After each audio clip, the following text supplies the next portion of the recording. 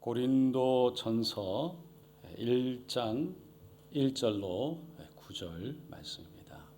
하나님의 뜻을 따라 그리스도 예수의 사도로 부르심을 받은 바울과 형제 소스테네는 고린도에 있는 하나님의 교회 곧 그리스도 예수 안에서 거룩하여지고 성도라 부르심을 받은 자들과 또 각처에서 우리의 주 곧 우리의 주 대신 예수 그리스도의 이름을 부르는 모든 자들에게 하나님 우리 아버지와 주 예수 그리스도로부터 은혜와 평강이 있기를 원하노라.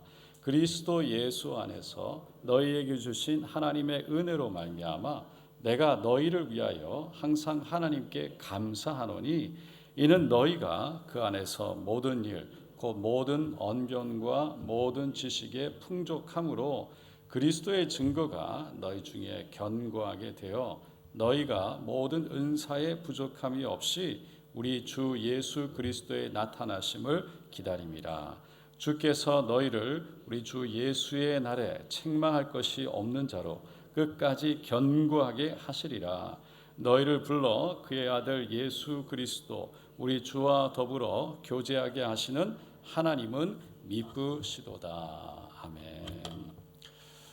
이제 이번 주부터 고린도 전 후서를 함께 보려고 합니다. 수요 예배 시간을 통해서 지금까지 신약의 거의 모든 부분을 다 봤는데 고린도 전후서만 우리가 함께 보지를 못했더라고요. 그래서 우리 함께 보려고 합니다.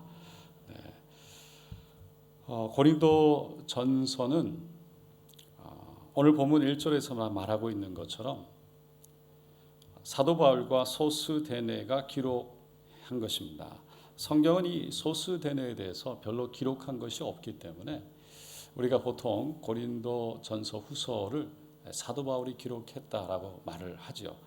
고린도 교회는 사도 바울이 2차 전도 여행 중에 고린도에서 1년 반 동안 머물며 개척한 교회입니다. 세운 교회죠. 바울이 처음 고린도에 왔을 때 고린도전서 2장 3절에 보면 내가 너희 가운데 거할 때에 약하고 두려워하여 심히 떨었노라 라고 말하고 있습니다. 그랬던 것처럼 참 많이 힘들어하고 많이 두려워하는 상황이었어요. 왜냐하면 그가 전에 갔던 곳이 어디였냐면 고린도에 가기 전에 그리스 아덴에 가게 되었죠. 그 아테네에서 복음을 전할 때 이 헬라 문화의 또 문학의 여러 가지 문화의 중심지였던 이 아덴, 예술, 철학 가장 발달했던 곳. 그래서 그것을 그 헬라 학문의 또 문화의 모든 그 그리스 아덴 사람들이 자신들의 자랑을 거기에 두었고 그거로 인해서 오는 새로운 생각들, 새로운 종교, 새로운 어떤 그런 모든 것들을 함께 얘기하고 나누는 것을 즐기고 좋아했던 거죠. 그래서 이 예수를 전할 때 똑같이 철학적으로 변론을 했다가 결국 사도 바울은 예수를 잘 전하지 못해서 예수를 전했지만 예수를 믿고 예수에게로 돌아오는 사람들을 많이 얻지 못해서 의기소침해 있을 때였던 거죠. 그리고 갔던 곳이 고린도였습니다. 그런데 그곳에서 같은 직업을 가진 브리스길라와 아굴라 부부를 만나면서 함께 장막도 만들고 함께 전도도 하게 되죠. 그리고 마게도냐로 보냈던 실라와 디모데가 함께 돌아와서 합류하게 되면서 적극적으로 전도에 힘을 실게 되었습니다. 하지만 유대인들의 반대에 부딪히면서 유대인들에게는 복음을 잘 전하지 못했죠. 그것을 멈추게 되고 이방인 디도 유스도라는 사람에게 복음을 전하고 그 사람을 중심으로 이방인 전도에 힘을 썼습니다. 그러면서 교회가 세워진 거죠. 그러다 보니까 그 고린도 교회 성도들의 대부분은 유대인보다 이방인들이었습니다.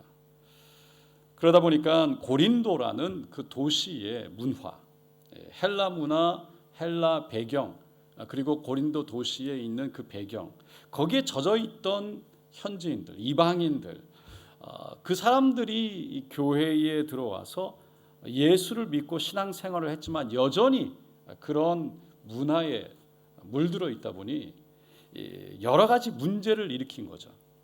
그 문제에 대해서는 우리가 고린도전서를 읽어가면서 하나하나 함께 살펴보겠지만 간단하게 몇 가지만 핵심적인 문제들을 집어서 얘기를 해본다면 교회 내 분열이 있었고요.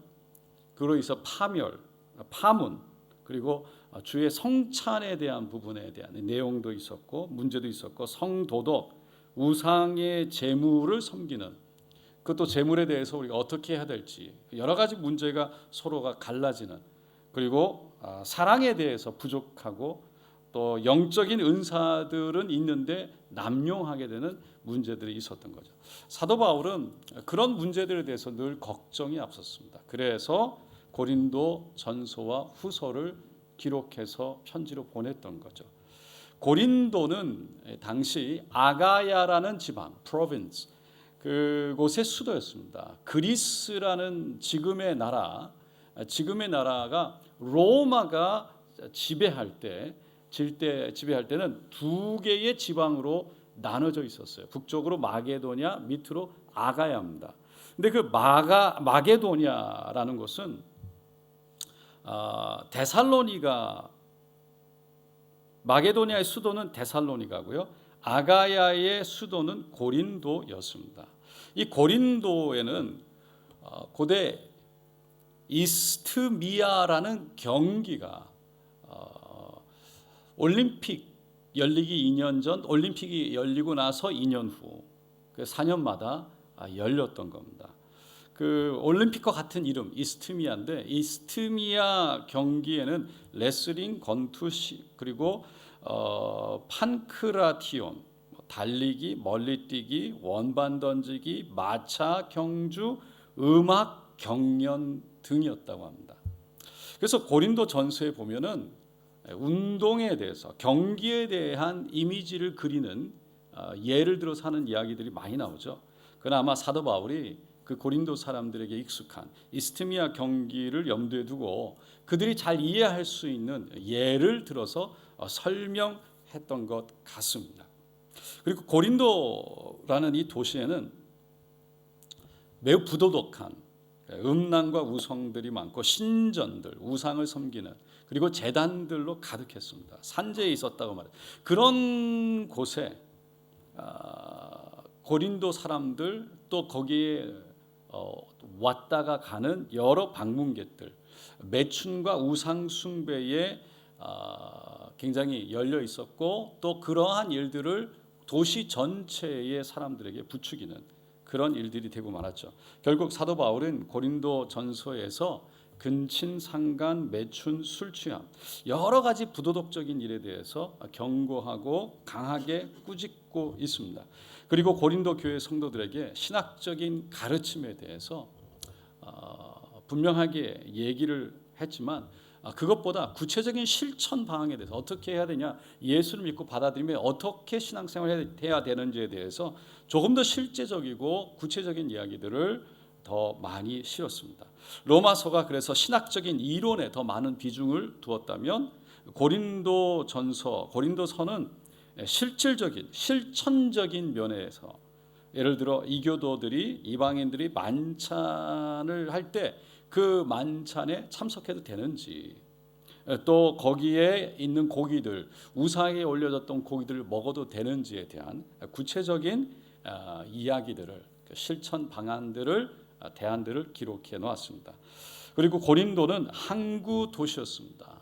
그래서 많은 사람들이 오갈 뿐만 아니라 여러 문명과 문화가 거기에서 경험되어지는 곳이었죠. 그리고 무역이 많이 이루어졌기 때문에 번창한 그 당시에 가장 번창한 도시 중에 하나였습니다. 그러다 보니까 이 고린도 사람들은 마게도냐 사람들보다 경제적으로 훨씬 더 잘 살았습니다. 어렵지 않았습니다. 그래서 고린도 교회 안에는 일부의 노예들도 있었지만 대부분이 부유한 좀 사람들이었어요. 사도 바울은 그래서 교회 안에 있는 성도들을 위한 모금에 대한 이야기를 하기도 했죠. 이러한 간단한 고린도 도시 그리고 교회에 대한 설명과 이 배경을 기반으로 해서 우리가 고린도 전서를 이제 조금 더 함께 하면서 잘 이해할 수 있기를 바라고요. 소망하면서 오늘 본문 말씀으로 우리가 들어가겠습니다. 오늘 본문에서 1절에 보면 하나님의 뜻을 따라 그리스도 예수의 사도로 부르심을 받은 바울과 형제 소스데네는 이라고 말하고 있습니다. 자신을 소개하면서 고린도 전서를 쓴 사람이 바로 자신이라는 것을 말하고 있죠. 그리고 무엇보다 그리스도 예수의 사도로 부르심을 받았다.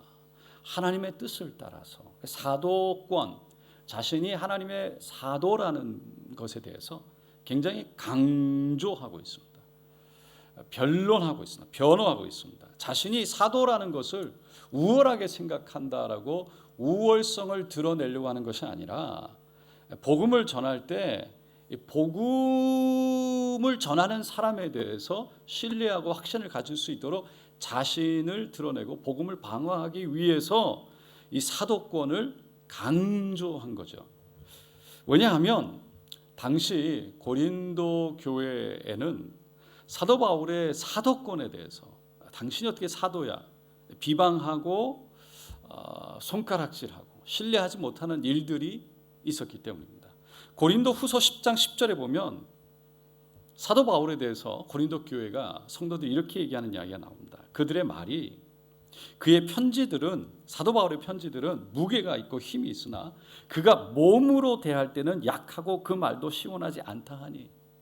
그러니까 고린도 교회 성도들이요 사도 바울이 쓴 편지를 보면 참 힘도 있고 설득력도 있고 무게도 있는데 직접 와서 설교를 할 때 직접 몸으로 와서 대할 때 말이 약하다. 그리고 그 말이 시원하지도 않다. 그럴 정도로 말이 어눌하고 좀 설교가 약하게 들렸다는 거예요. 그래서 사도 바울, 그러니까 바울의 사도성에 대해서 의심을 한 거죠.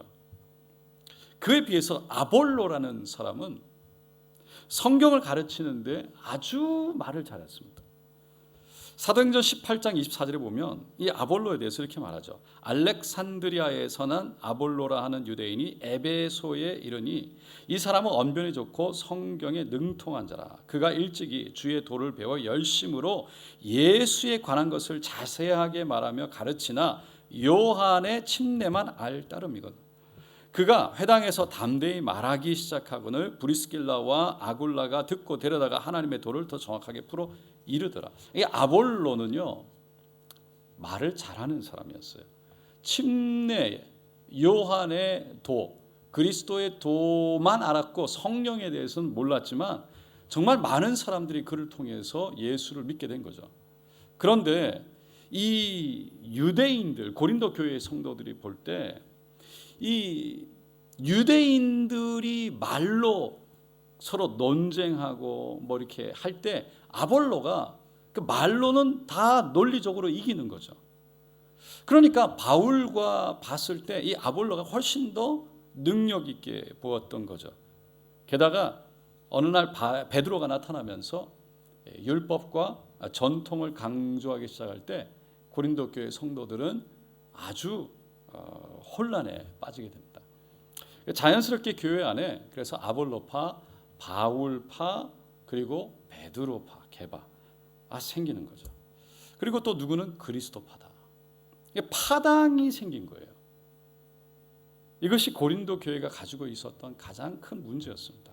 이로 인해 심각한 분쟁이 일어나고 그것을 권면하고 해결하기 위해서 사도 바울은 고린도의 교회에게 편지를 보냈던 겁니다.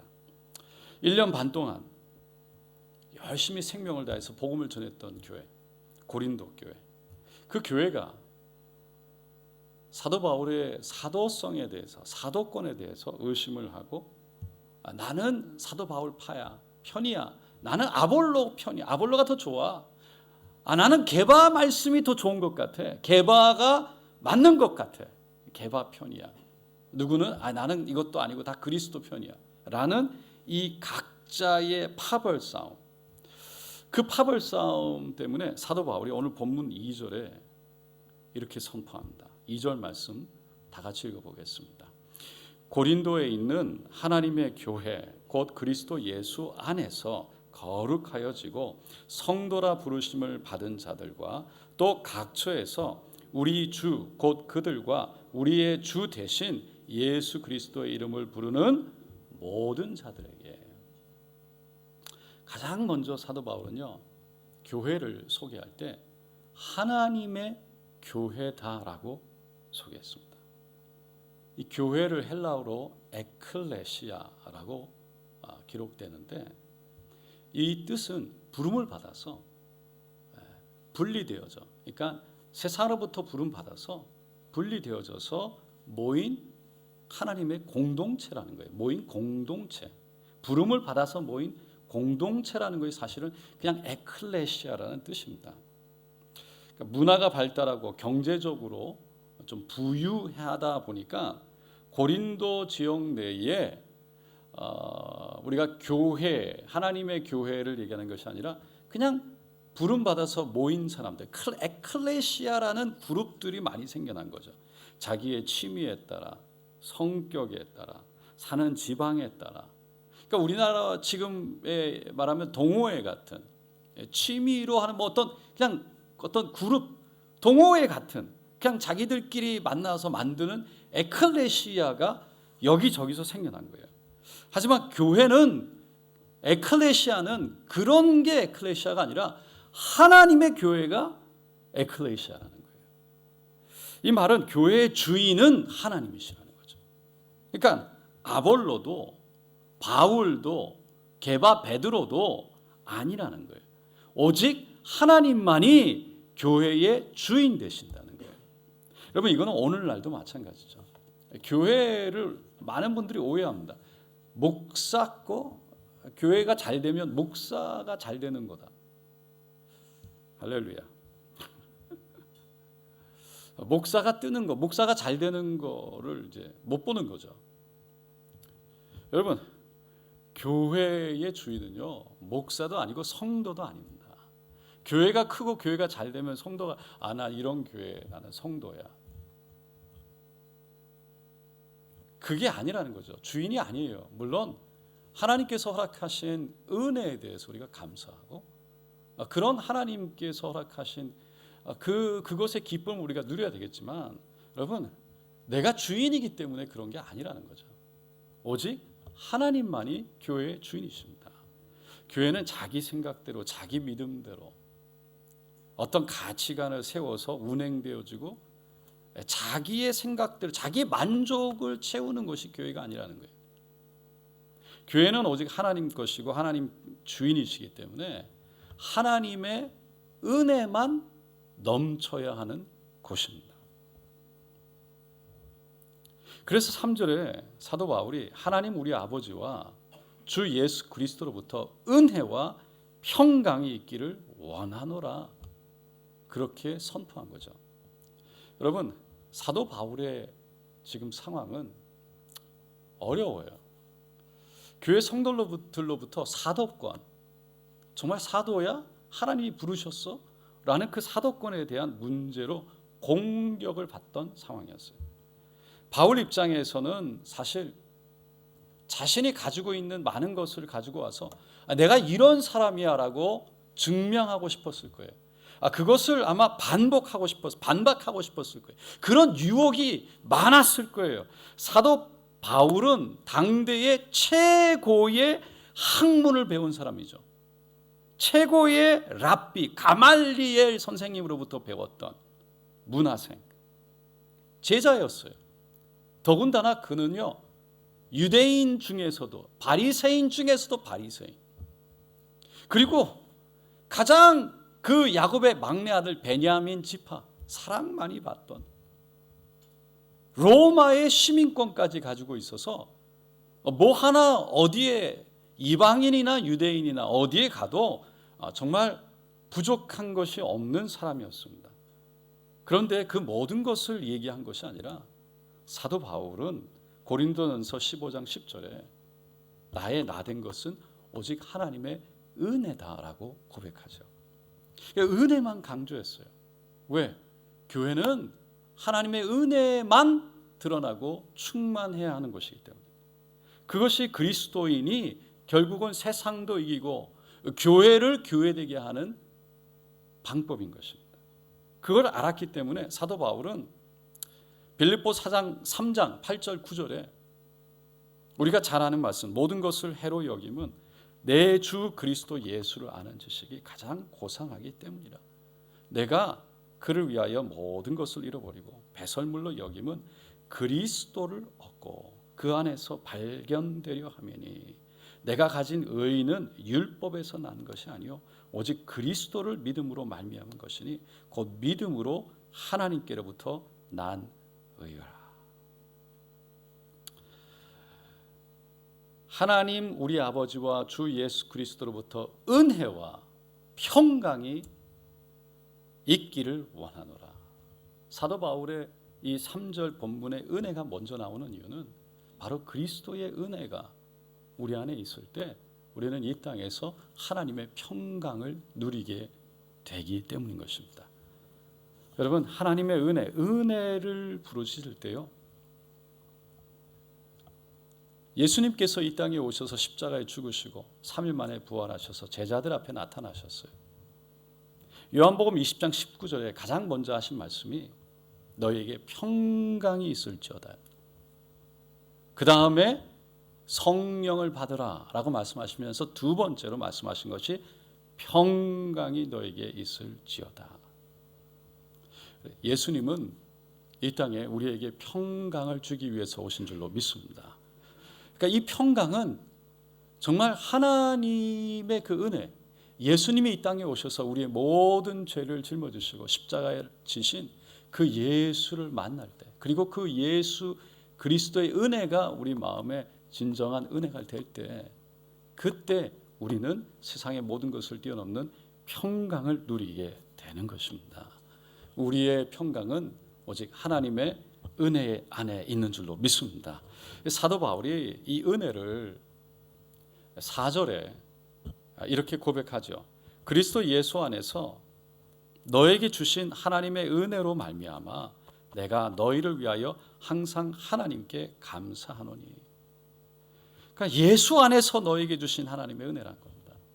근데 이 은혜로 말미암아 하나님께 감사한다고 말하는데, 이 은혜가 조금 전에 말씀드렸지만 결국 예수 그리스도에 대한 감사의 은혜예요. 은혜는 그냥 일반적으로 주어지는 일반 은총의 은혜가 아니라 특별한 은혜인 거예요. 이거는 그리스도 예수가 이 땅에 오신 은혜를 말하는 겁니다. 여기에서 너에게 주신이라고 말하는데, 이 주신을 헬라어로 보면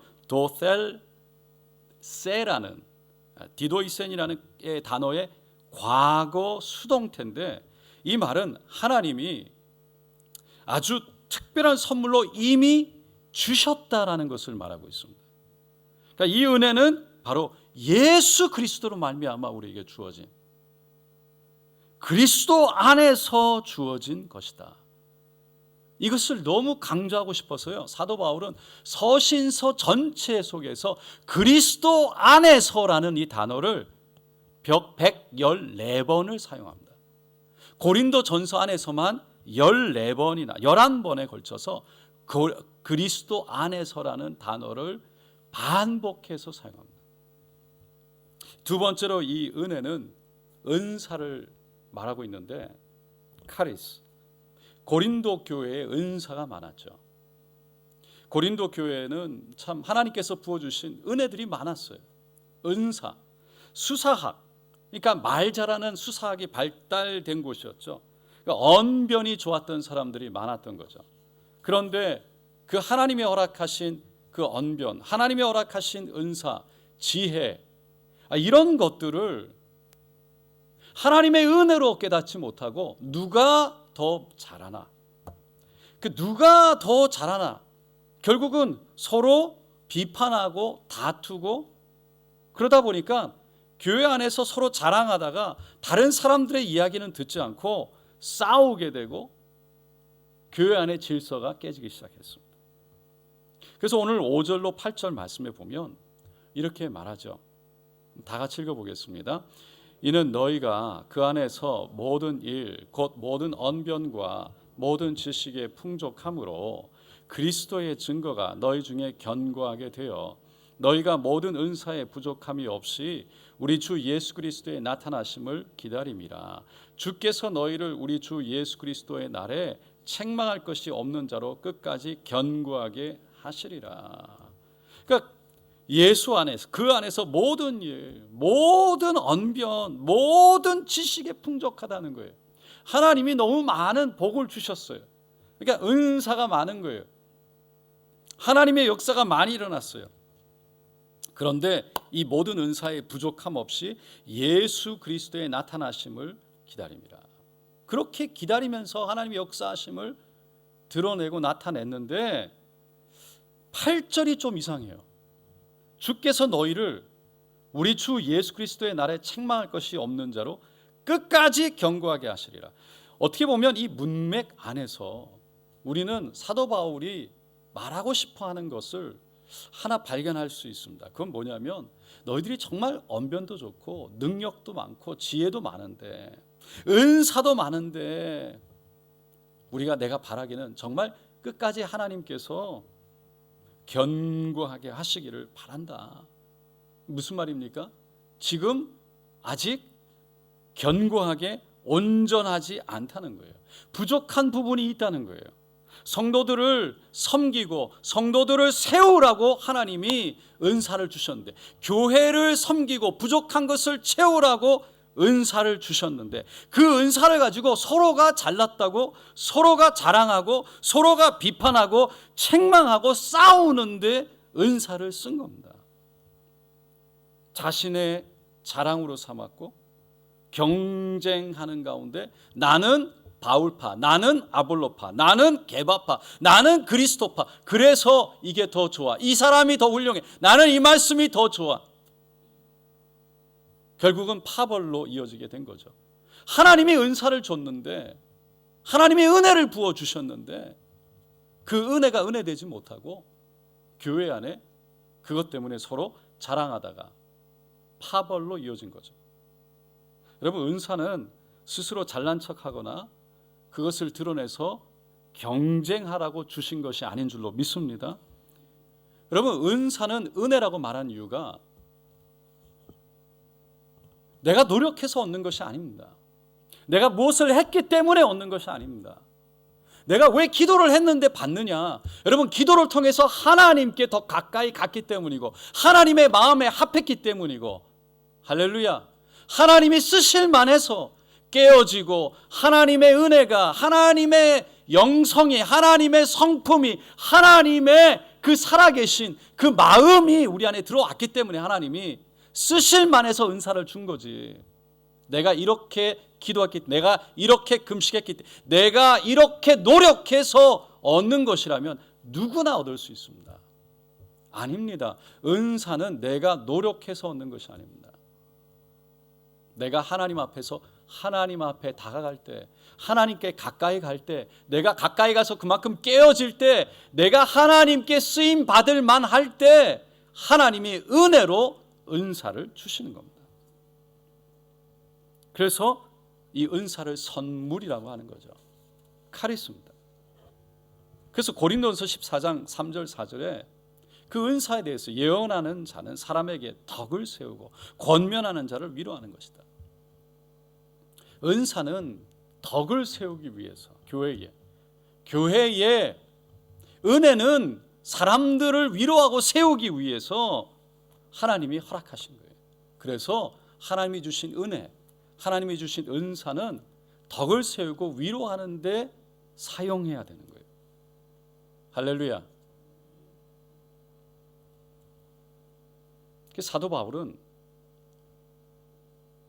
이 하나님이 이런 분이라는 것, 그래서 고린도 교회 상황 가운데 자신을 비방하고 자신을 사도성에 대해서 의문을 갖는 성도들, 고린도 교회를 향해서 여전히 하나님의 계획 안에, 여전히 하나님의 은혜 안에 그분이 이끌어 가셔서 그들을 온전히 세우실 것이다. 9절에 이렇게 선포하며 격려합니다. 9절 말씀 함께 읽겠습니다.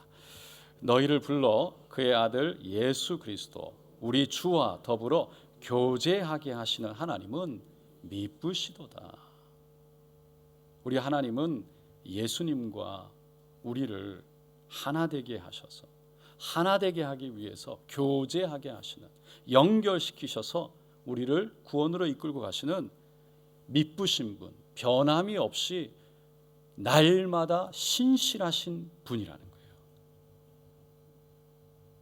여러분, 교회는 하나님의 것일 뿐만 아니라 하나님이 주신 은혜, 은사들을 통해서 서로 위로하고 격려하고 섬기며 하나님의 나라를 세워 나가는 곳인 줄로 믿습니다. 그래서 교회를 우리가 공동체, 가족 공동체라고 하는 거죠. 하나님이 주신 공동체, 코이노니아를 할 수 있는 공동체, 그리고 이 교회를 이루는 공동체, 이게 가정과 교회 두 가지입니다. 그 가족끼리, 여러분, 가족들은 서로 질투하지 않습니다. 할렐루야. 가족끼리는 서로 시기하지 않습니다. 하지만 우리 안에 여전히 죄성이 있어서 예수님 닮지 못한 그 성품 때문에 우리는 가족이긴데도 불구하고 시기하게 되고 질투하게 되고, 하나님이 부어주신 은혜들을, 은사들을 여전히 나를 위해서 내가 내 생각 내 뜻대로 다른 사람들과 경쟁하고 내가 이기고 그리고 내 자랑을 드러내기 위해서 그 은사들을 사용하고 싶어 한다는 거죠.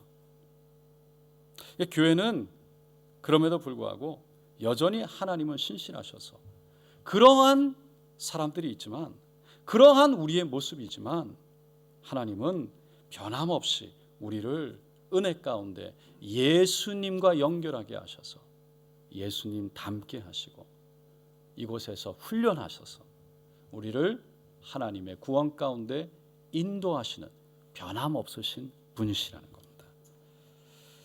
마치 가정이 자녀들만 세워지고 훈련되어지고 성숙되어지는 것이 아니라 자녀들을 통해서 부모가 성숙되어지고 성장되어지는 것처럼 이 교회도 결국 모든 사람이 하나님 안에서, 예수 안에서 성장되어지고 성숙되어지고 그것을 통해서 하나님의 은혜가 은혜 되게 하는 것이 교회다라는 것입니다.